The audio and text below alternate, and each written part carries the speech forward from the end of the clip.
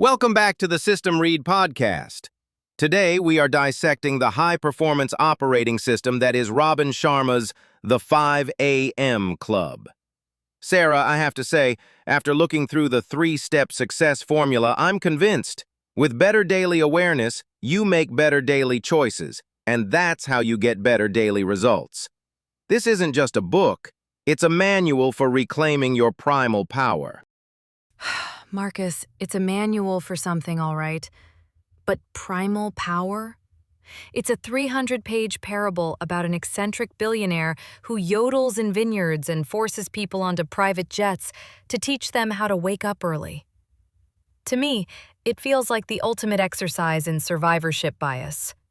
We're looking at the top 5%, the titans and icons, and pretending their morning routine is the cause of their success, rather than a luxury afforded by it. That is a complete misread of the capitalization IQ concept. Sharma is clear. What makes a legendary performer isn't innate talent, but the extent to which they capitalize on their potential through daily habits. Waking up at 5 a.m. is the mother of all routines because it allows you to win the primary victory before the world starts making demands on you. It's about owning the victory hour. The victory hour. Marcus, the victory here seems to be over common sense. Sharma talks about this culture of cyber zombies, addicted to distraction. I agree that focus is a gargantuan competitive advantage. But do I really need to be standing on the Spanish Steps at dawn to realize that checking my phone at 11 p.m. is bad for my brain? Yes, because of transient hypofrontality. At 5 a.m. in the stillness, your prefrontal cortex, the part responsible for rationalizing excuses and constant worrying, actually shuts off temporarily. You enter a flow state where your brain waves shift from beta to alpha. You can't get that pharmacy of mastery, the dopamine and serotonin boost, if you're waking up at 8 a.m. and immediately diving into the orgy of complexity that is the modern workday. Okay, let's talk about that victory hour and the 20-20-20 formula. Because this is where it gets over-engineered. 20 minutes of intense exercise, 20 minutes of reflection, 20 minutes of growth. Marcus, it's a spreadsheet for a human soul. It's structure, Sarah. The first pocket, move, cleanses your cortisol, the fear hormone. Then you reflect, journaling or meditating to re-anchor your values. Finally, you grow, reading or studying to triple your investment in your professional capability. It's a calibrated system to ensure you aren't just busy being busy. Right. De-seeding the lemon wedges of your life. Sharma uses this metaphor of a kitchen worker in Switzerland who carved the seeds out of lemon wedges to show deep craft rigor. He calls it the collective deprofessionalization of business, when we don't sweat the tiny details.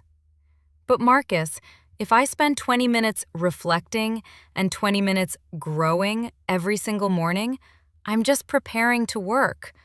At what point do I actually live? That is living. The Day Stacking Foundation tells us that each day is your life in miniature.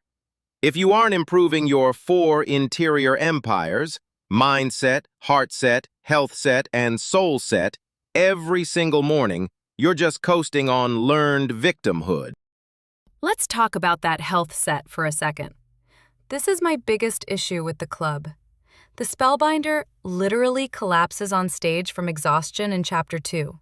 Later, we're told he was ground down by airplanes and media appearances. And yet, the system demands we wake up at 5 a.m. even if our willpower battery is on empty. The book addresses sleep, Sarah. It specifically mentions that we need 5 90-minute sleep cycles, 7.5 hours, to produce the HGH necessary for brain repair. The 5 a.m. Club isn't about sleep deprivation. It's about the 66-day minimum to automate the habit so it becomes easier to rise early than to stay in bed. But that is an impossible math equation for most of the population.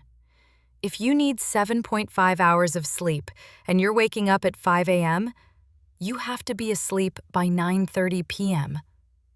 Who is this for, Marcus? The billionaire in the book has no boss, a security detail, and a private jet. What about a single parent, a shift worker, someone struggling with depression who can barely get out of bed at 10 a.m., let alone 5? The billionaire says that ordinary people can accomplish extraordinary feats once they've routinized the right habits. He claims the method is for anyone who wants to lift their performance and vitality. Anyone with a private island, maybe. The entrepreneur in this story is literally being threatened by super greedy investors trying to steal her rocket ship company. Her struggle is one of elite privilege. When she says she has no time for herself, it's because she's managing a global technology titan. The system feels exclusionary because it assumes you have total sovereignty over your schedule from 9 p.m. to 8 a.m. But sovereignty is the goal! The twin cycles of elite performance teach us to oscillate between high excellence cycles and deep refueling cycles.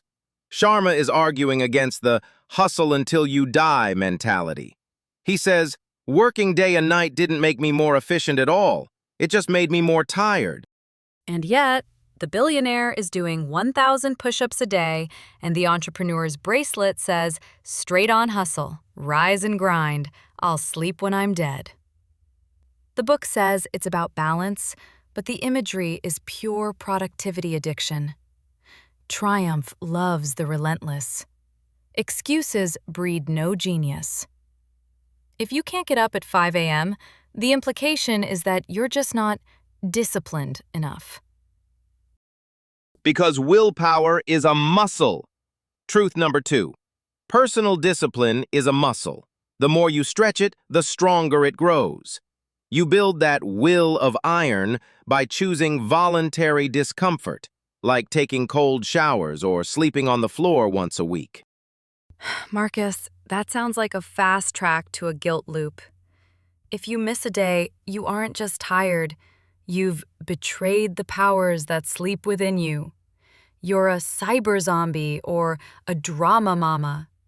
This is toxic optimization. We are treating the human body like a piece of hardware that needs to be calibrated and automated. We are calibrating. In an era of broken focus syndrome, if you don't build a tight bubble of total focus, you'll never produce a masterpiece. You'll just be another sheeple following the flock. Why are you so afraid of the word rigor? I'm not afraid of rigor. I'm afraid of what we lose when we turn our lives into a series of standard operating procedures. Sharma talks about heart set, your emotional life, and soul set, your spirituality. But his version of soul set is just more productivity training. It's meditating so you can be unconquerable in the world. Even love is described as pursuit fuel. That's not fair. The billionaire's maxim number 9 is that deep love yields unconquerable joy. He tells the artist and entrepreneur to gamble everything for love. He literally cries when they get married because he misses his own wife so much. And that's the most human part of the book. But then he immediately pivots to the 10 tactics of lifelong genius. It's like he can't let a moment of genuine emotion exist without turning it into a learning model on a piece of silk. Because he wants them to sustain that joy. Small, daily, seemingly insignificant improvements, when done consistently over time, yield staggering results. If they don't have the weekly design system, they'll lose that connection when they get back to the real world. Or maybe they'll lose it because the real world doesn't have a billionaire to buy up their equity and make their problems disappear. Marcus, the 5 a.m. club feels like identity cosplay. It's for people who want to feel like a titan of industry without actually doing the messy, non-linear work of creativity. The artist in the book is frustrated and good but not great. The solution he's given isn't better art instruction. It's waking up at 5 a.m. to look at a 3-step success formula. But that is the work. The soreness of growth is so much less expensive than the devastating costs of regret. The artist does become celebrated. He beats his self-sabotage through the habit installation protocol. He moves through destruction, then installation, and finally, integration. After 66 days of mild torture. Marcus, we have to ask, do you need the system to win, or do you just need to be a billionaire's friend? The billionaire tells them, you can't win a game you don't play. But he's the one who gave them the gold-plated tablets with the rules on them. He's a mentor. Everyone who reaches iconic has a coach. He's teaching them the 90-91 rule. For the next 90 days, use the first 90 minutes of your workday on your #1 priority. That is a practical, life-changing system, regardless of whether you're on a private jet or a bus. It's a system that requires a dream team of nutritionists, massage therapists, and financial coaches to work. Sharma's 2 massage protocol suggests 2 90-minute massages a week. He says, death will cost you more than the massages. Marcus, that is the peak of productivity privilege. Maybe it is a high-entry system, but shouldn't we aspire to the rare air of the top 5%? If the hours that the 95% waste, the top 5% treasure, why wouldn't I want to join the club? Because the top 5% isn't a place.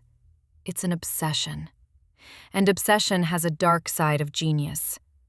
The billionaire admits that the very things that make you amazing at your craft can devastate your home life. They make you rigid and unbalanced. And he says you have to manage those traps through awareness. He's giving them the heroic human circle virtues: bravery, forgiveness, integrity. He's trying to make them world changers, not just money makers. I want to believe that, Marcus. I really do. I love the idea of heaven on earth being a state of being rather than a place. But when I see the amazing day deconstruction, it's a 24-hour schedule that leaves 0 room for spontaneity. 6 p.m. to 7:30 p.m. Portfolio of joyful pursuits. Marcus, if you have to schedule your joy, is it still joy? If you don't schedule it, it doesn't happen. Things that get scheduled are the things that get done. That's how you own the day.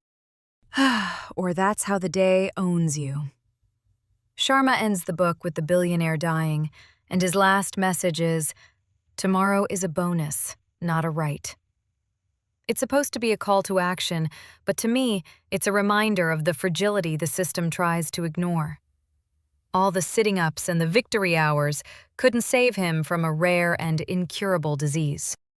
But he died peacefully in his sleep in Rome, having given his fortune to charity. He left a legacy. Isn't that the point? To be thoroughly used up when you die. My point is that he was used up because he never stopped. He was still yodeling and twerking and optimizing until the very end. I don't want a military-grade life, Marcus. I don't want my morning to be a campaign against fearfulness. I want a morning that feels like a morning. Then you'll never be a member of the club, Sarah. But for those of us who want to scale toward indisputable dominance, the 5 a.m. call is non-negotiable. Then I'll see you at noon, Marcus. I'll be the one who's actually had a full night's sleep. And I'll have already finished my 90/90/1. Own your morning. Elevate your life. Just don't forget to memento homo, Marcus. You're only a man. Touché. See you next week. If you're awake, Good night, Marcus. good morning, Sarah. Eventually. Thank you for listening to this discussion on the System Read podcast. If you enjoyed this episode, please hit the like button and subscribe to ensure you don't miss our upcoming deep dives.